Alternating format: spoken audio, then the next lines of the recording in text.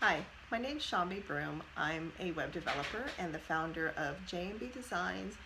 We do website design and maintenance for small and startup businesses, and the founder of the nonprofit Web Girls Code, where we do computer training focused on females.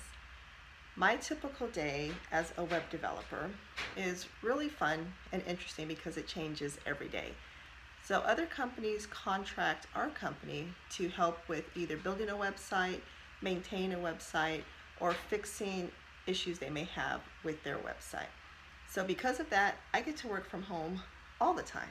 I also have a team that I work with that can include interns and subcontractors.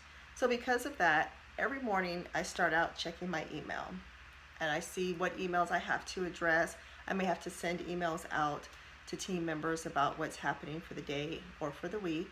And then after I check my emails in the morning, I write out a list. So I have a notebook. I always write a list. I like writing on paper, and I put things in order of importance. And that's how I know what I need to accomplish in the day. So in an average day, there's a possibility I could be building a new website, or I could be just adding some content or images to a website, or possibly working on actual code if there's some errors or some customizing that has to be done on a website. So currently I have a client who had some security issues on their website, so we have to rebuild it from scratch with some new software. And I have another one whose website is not showing great on a mobile device, so we're making some customizations to the code to fix that.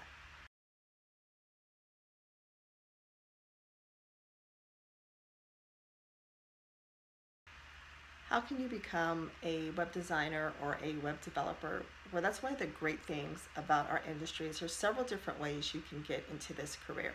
In my case, I went to a technical school or a community college, and I was able to go for 1 year and get my web design certificate.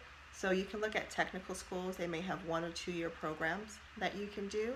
You can also look at colleges and universities. You'll probably be getting a computer science degree. If you go that route, make sure you take as many classes as possible that involve web design and web development. You can also learn online. There's a lot of online schools that offer training. There's boot camps that you can do online or other places, and usually those are around 6 weeks. And the wonderful thing about it, if you are someone that's really geared towards teaching yourself, you can even teach yourself. There's so many resources where you can do free classes or find workshops online so that you're able to teach yourself web design and web development.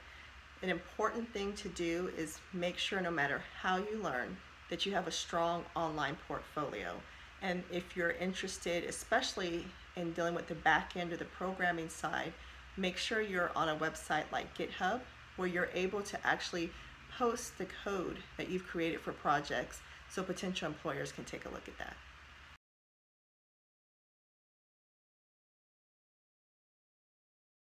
What's the best and worst part of my job? Well, the best part of it is I get to create. I love being able to create websites, the front end side where you're dealing more with how a website looks, and also working with the code when needed on the back end of the website.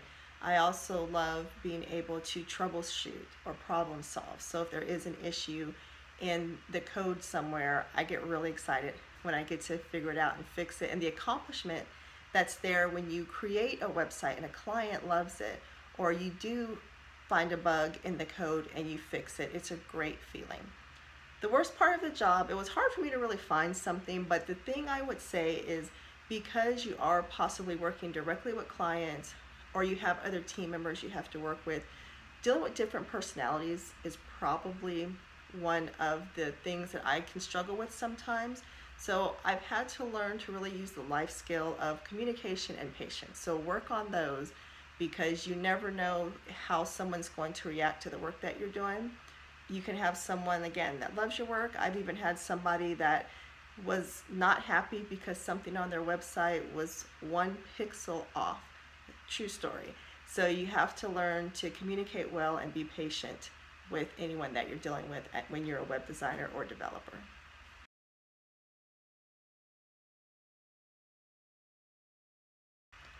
My advice to someone who's interested in becoming a web designer or a web developer is start now.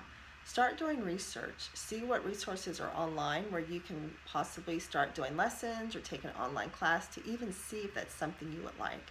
And if you find out that yes, you definitely want to go on this career path, then start teaching yourself.